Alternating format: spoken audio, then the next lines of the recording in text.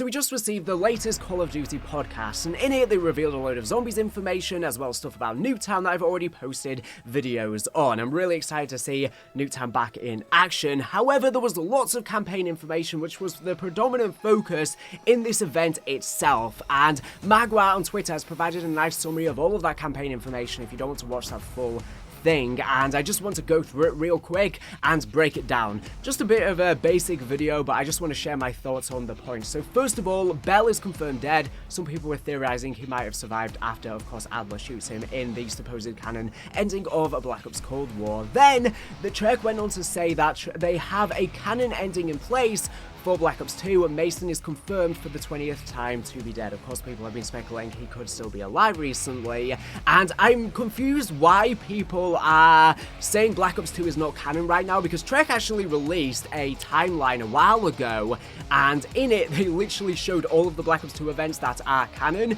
including the future ones. Now, yes, it's been a while since they released it, and they might have changed their minds on things, but in my mind, everything's canon anyways, because we had an old multiverse. Of course, it got rebooted, but everything has happened somewhere, somewhen. Now, some old characters in Black Ops 2 who survived at the end of their canon ending are returning, so I'm guessing they mean younger versions of the Black Ops 2 characters, or characters who survived in the late 80s missions of Black Ops 2. So, who is on the table for characters we could see inside of Black Ops 6? I think young Menendez is a very, very strong one, considering we literally saw him on the cartel map inside of Black Ops Cold War, and for some reason he was never expanded upon. We thought he was going to come as an operator or something like that. He did have a mention as fighting zombies in the intel on Onslaught, but yeah, of course his voice actor unfortunately passed away, but maybe he recorded some stuff before his unfortunate passing, and yeah, that could definitely be possible. I think it would be insensitive to recast him, but if he already did it, which he definitely could have, considering this game's been in development for 4 years, then that's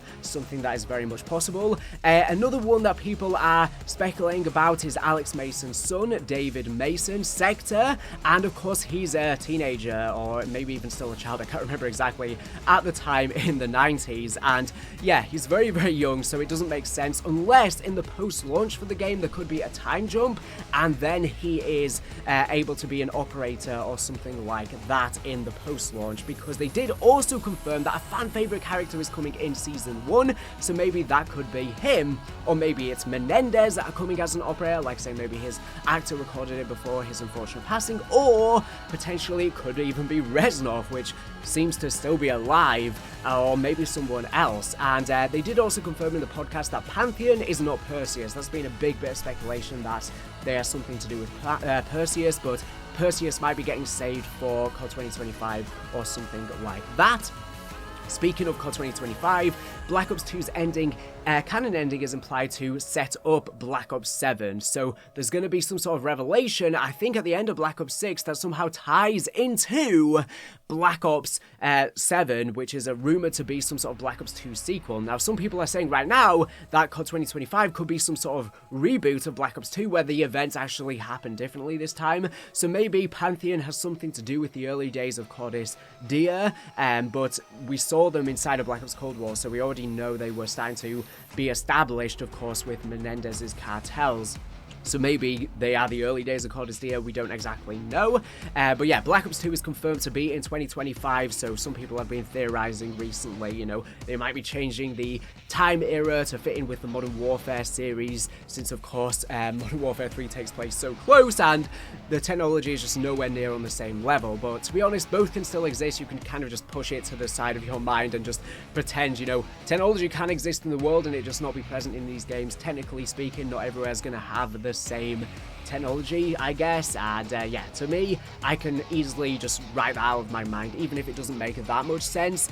So yeah, a fan favorite character is coming in Season 1. Who do you think they are? And also, they do say that Cold War's post-launch story does play a role and is still canon, and is why Adler is so messed up, presumably from the brainwashing of Perseus, even though, of course, Alex Mason apparently undid his brainwashing in the post-launch of that game. But yes, this confirms that the post-launch is still important, and of course we know that Perseus were still around in 2022 when they were on Rebirth reinforced in Warzone, so they could be saved as the villain for Black Ops 7 or something like that after the aftermath of the fall of Cordis Dia or something like that.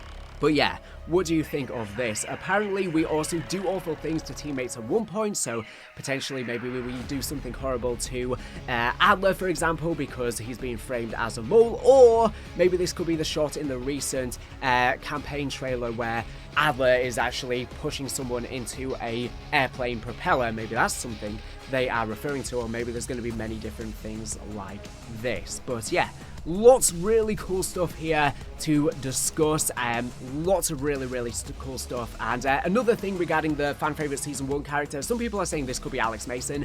Personally, I do think Alex Mason is still dead. I understand some people are speculating right now. Personally though, I don't think they're going to radically change Black Ops 2's canon. Maybe they're going to tweak some things, but I think they're going to stick with that ending. It's the one that makes the most sense, and maybe the thing that people were speculating about recently was just some sort of mistake or something like that. But that's everything I wanted to share with you today. I'll leave a link to the Call of Duty podcast in this video's description if you want to watch the full thing. Anyways, thank you for watching the video. Make sure to subscribe if you're not here for the latest and greatest Call of Duty news and information. So anyways, thank you for watching, and bye.